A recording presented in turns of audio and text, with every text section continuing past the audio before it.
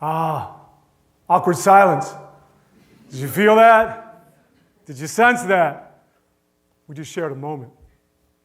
You were looking at me, sizing me up. What is it that he came here to say? How's he going to say it? And I was doing the same. I was checking out my audience here today in Chicago. We just interacted. We just communicated. And we did it all without the benefit of a phone and or a laptop. What? One of the most self-satisfying things I did in my professional career as a television sportscaster, one of the most exhilarating things I did, were NFL postgame shows.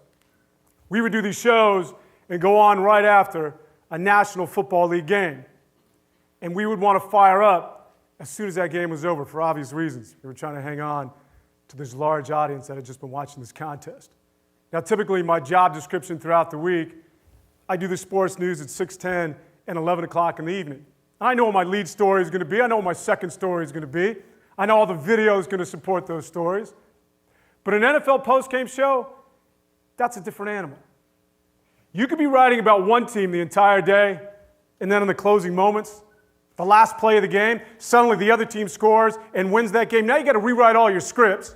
You got to find new video to support this team, all the while racing to get on the set and do this live hour show. You cannot. I repeat, you cannot do that show unless you communicate. I got to talk to the producer. The producer's got to talk to the editor. The editor's got to talk to the photographer. We all have to talk to the director. Everybody's got to be lock and step in order for us to go on the air. One of the last shows that I did was a Super Bowl show. Thousands of people watching. Not just any Super Bowl, but one of the greatest Super Bowls of all time, marked the biggest comeback in the history of Super Bowls. And I'd always emphasize to my staff and my team that we always want to be at our best in the beginning of the show. As we like to say in the industry, that A block. We want to get to that first break, that first commercial, and be flawless. We want to be good throughout the entire show, but especially when we start. Again, for obvious reasons, because that's when we have our largest audience. So I'm getting into the highlights, and I'm talking about the New England Patriots. I'm talking about Tom Brady throwing yet another touchdown pass, and look out, here comes New England walking down the Atlanta Falcons. However, if you happen to be watching my show from the comforts of your own home, on your television screen was not video of Tom Brady and or the New England Patriots, but rather of this. And yes, that is a gratuitous shot of Kim Kardashian. She's everywhere else these days. Why not with us here today in Chicago? My producer, who's somebody that I like, somebody that I hired, friends with to this very day, younger guy, technically savvy, just a few years removed from college, had only worked at a handful of television stations, and he wanted a shot of Kim Kardashian, who happened to be at this Super Bowl, as we like to say in the industry, a cutaway. The only problem being is that I was not familiar with the shot. So afterwards, we hold these editorial meetings, and we talk about things we did well, things we need to improve on, all under the umbrella of being constructive and going forward. So the first thing that my team wanted to talk about was how did that shot of Kim Kardashian get in the A block? So I asked my producer, and he said, well, I told you. I said, you told me. Yeah, I don't remember that. I don't have it on my shot sheet. He goes, yeah. Sent you an email. I texted you. I pinged you. That's when I said, okay, time for a life lesson. Forget about a life lesson. This is just it's a prerequisite. If you want to work in my sports department as a sports producer, as long as I'm the sports director, and they're two things. And you might want to take out a pen and write both of them down because they're pretty important. Here's the first one. Ready? Here we go. You know how your desk is 4 feet to my left? And you know how you sit in a chair, much like mine, that spins all the way around 360 degrees? We had these chairs that would turn all the way around so we could access everybody in the room. Very high tech, I know.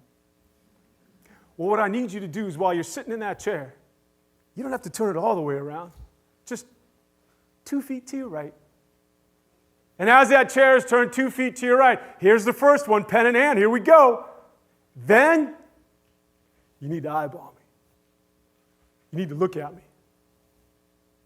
And as you're looking at me, here's the second one. Now, for the second one, not only do I suggest you write it down, but you might want to highlight it because this one's vital.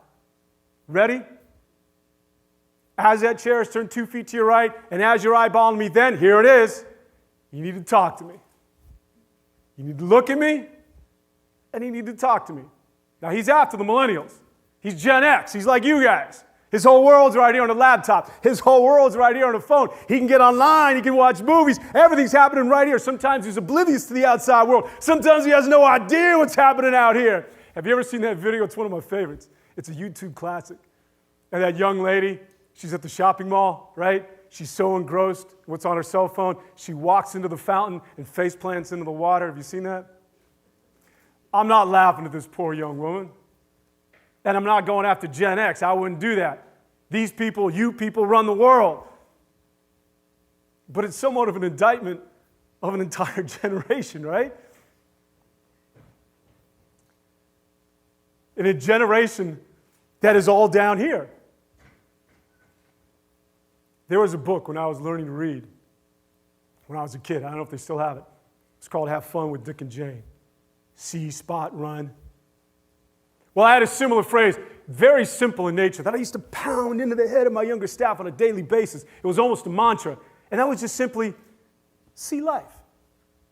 Just see life. I know down here is incredible, down here is amazing, but occasionally, be like a newborn. Put your head up and check out your environment. Because up here is pretty stimulating as well. When I was living in New York City, I used to live in the Upper East Side of Manhattan. And for those of you that are familiar with New York City, you know that the Upper East Side of Manhattan has its pockets of affluent and wealthy people, 2 of which were my buddy, his wife, and their 5-year-old daughter.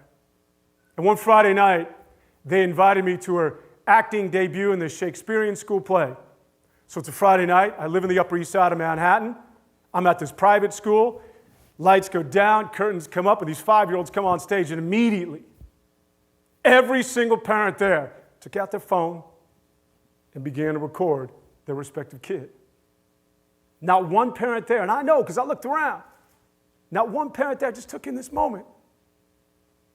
Just recognized their 5-year-old on stage for the first time, talking in front of all of these strangers. Instead, they were squinting through that viewfinder, trying to frame up the kid. And then you flip that script. Think about it from the vantage point of the 5-year-old. Here they are on stage for the first time, performing in front of all of these strangers, and instead of seeing that look of comfort, that look of security in the eyes of mom and dad, they're blinded by the sea of a white flash. 94% of all communication is nonverbal. As people, we're programmed, we're preconditioned to recognize facial expressions, cadence, tone. At the end of the day, we're people, right? We're not pieces of paper. We're not platforms. We're not digital screens. I'm of Hawaiian and Italian descent, right? Listen, if we can't non-verbally communicate, guess what? We can't communicate. On my Hawaiian side, it's all about a head nod and a big smile. How's it? My Italian side, forget about it. These are Italians from Jersey. If my aunts and uncles can't gesticulate, if they can't use their hands to speak, then what's the point, huh? The first indication, the first omen to me that interaction and communication, my world was changing as I knew it, was about 15 or 20 years ago. And it was the unveiling of this remarkable new product, this new invention, something called online poker. Yeah. Online poker. How do you play poker if you can't see somebody? And yes, I'm still channeling my Italian aunts and uncles from Jersey. On Thursday nights in college, we used to get into these big games. We were these novice poker players. We thought we were hot stuff. We played at a buddy's apartment. And the crowds were getting bigger and bigger. You see, we had a fish in the crowd, a kid by the name of Rush Porter. It was blatant thievery. Rush Porter had to be the worst poker player in the history of poker. When Rush Porter was bluffing and or not telling the truth, he would inadvertently and unknowingly to him snort. He had this exaggerated breath through his nose. So it would be his call, and he'd say 3 aces, and the entire room would be transfixed on Rush Porter, waiting for that tell, waiting for that indicator. And then sure enough, All in. Rush Porter would have loved online poker. Online dating. Not going to call you out, but I'm pretty sure there's a good percentage of us here today, either currently or at some point during our lives, have been on an online dating app. Nothing wrong with it. Doesn't smoke, check. Likes dogs, check. Stays fit, check. Oh my God, I'm in love. And they write these big dissertations, what they like and what they don't like. Not only am I in love, I found my soulmate as well. But as we all know, those of us that have been fortunate enough to fall in love at some point or another in our lives, the love is just one of those things, man. It's a feeling. It's an energy. It's palpable. You can't write it on a piece of paper. It doesn't necessarily translate to an email. And unfortunately, you need to be in the same room with the person you're supposedly in love with in order for it to work.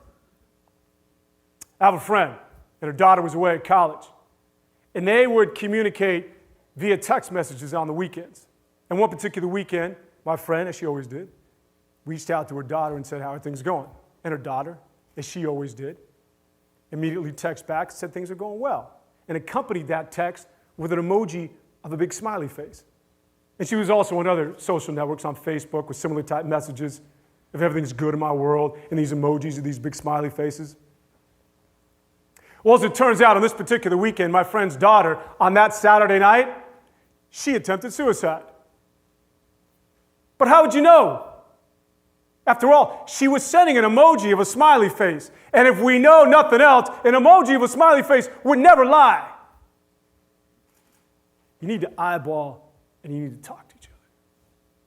Because when you eyeball and you talk to somebody, it creates trust. It creates understanding. And when you don't, then we're susceptible to miscommunication. We're susceptible to conflict. Two components that are very relevant in today's world. When you eyeball and you talk to somebody, and then you accompany that with a handshake, that touch, that feel, you cannot replicate that in any email, I'm sorry. You're 34 times more likely to close a business deal when you interface as opposed to an email. You know what the 5th most used function is on our phone these days? Come on. Number 5. That's right, talking into one. We do 4 of the things before we speak into a phone these days. We tap, type, wipe, or swipe 2,167 times a day. We switch from a phone to a tablet to a laptop 21 times an hour. We now have a shorter attention span than that of the goldfish. We check in at 8 seconds. The goldfish is coming in at 9. We've lost and are losing our ability for linear communication. Now, I don't know how you guys primarily communicate out there. I get it. Someone's in another part of the city, another country, you email. There's different forms of communication. But I think that for those important matters, those large issues, a shot of Tom Brady and or Kim Kardashian, whatever that equates to in your world, and it doesn't have to be work-related, and it doesn't have to be important, just to break up the monotony. Once a day, twice a week, 3 times a month, get out of your chair, leave your office, leave your desk, leave your home, go eyeball somebody and talk to them. Because there is no replacing this. Yes, I know you can electronically communicate. There's apps. You can also watch a Broadway play on television. It's not the same thing as sitting in the front row live. We yearn. We have a need for emotional fulfillment.